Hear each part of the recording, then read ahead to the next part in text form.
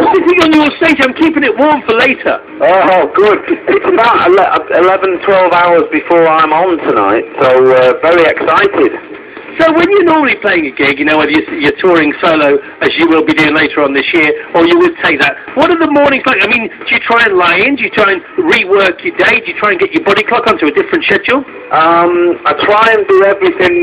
What I'm doing today is actually in reverse, because I shouldn't be talking. I try not to talk in the day, and I'm probably going to do lots of talking today. But tonight I'm doing, I think, 3 or 4 songs, so normally I'd sing for 2 hours, so it's not too bad. Now, how do orchestras figure in your life? Because I know not only are you, you know, you're somebody who writes music and performs music for a living, but you're in fact more of a fan than anything else, aren't you? Oh, do you know what? As a singer, as a vocalist, to get the chance to perform with an orchestra, it doesn't happen very often, especially nowadays. You don't get the chance to do it anymore.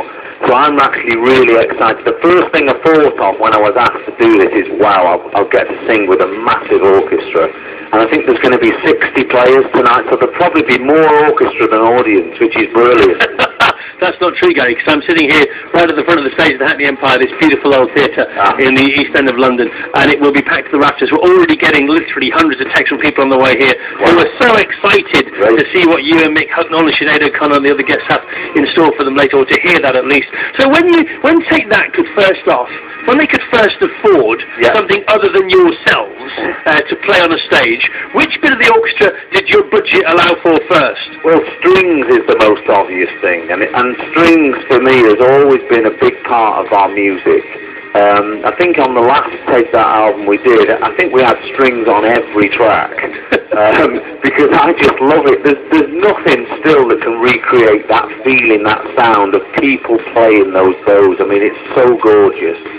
Now, if you had to pick one instrument out of the string section, what would it be? Do you know what? I actually like the double bass, and there's usually only a couple. I bet tonight there's only 2 or 3, and they make the really low growling sound. And for me, that's when, in a movie or in a piece of music, when it really starts to go, it's when the double basses arrive.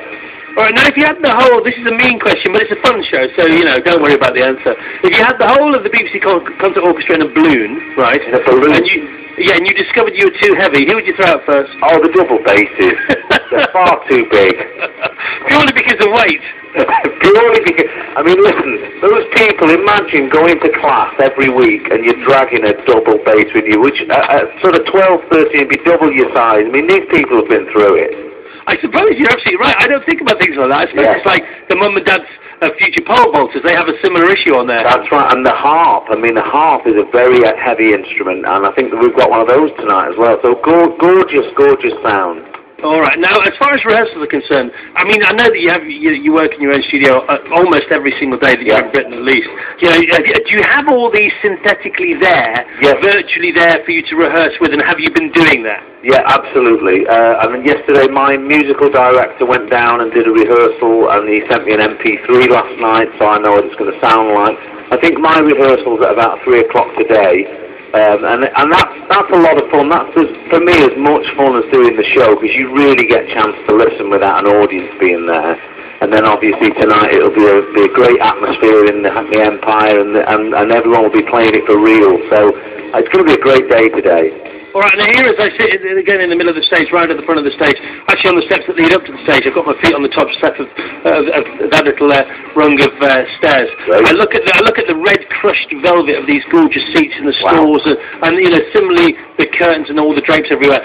Surely that helps with the sound. Surely you must be looking forward to playing in a venue that is going to be rich and deep in resonance. Yeah, absolutely. I mean, I love the history in those venues. I played some theatres before Christmas last year. And even the people who designed those theatres, I mean, they were such artists. And you know tonight, especially with such a big orchestra, I bet as an audience member you'll be able to hear every single instrument. It's going to be great. All right, now 2 things. It starts, once again, we can't stress this enough, it starts an hour earlier tonight. Friday night is music night, celebrating the 60th anniversary of the longest running live music programme anywhere in the world. Wow. What are you going to be doing for us? What am I going to be doing? 3 songs tonight, and I believe, I didn't really know this till the other day, but I'm actually last on, which really adds to the pressure. So I'm going to be pulling things out, be doing magic tricks during songs, I'll be bringing dogs and balloons, I'll be trying everything to be top of the bill. Back to Blackpool Pier where it all started. started. There you go. Yeah. And now the great advantage of being last on, of course, is you can do an encore. Yes. You love an encore. Oh, we always love an encore. Yeah, it's great. Do you have to have one in your back pocket? No, really, I've got to go. Oh, go on then. I'll do another one, which I've heavily rehearsed. Will there be a bit of that? Oh, always, always. All right, Gary. Do whatever you've got to do to be on Fine Pop tonight, and thanks for joining us on the radio this morning. Fantastic. Good to see you.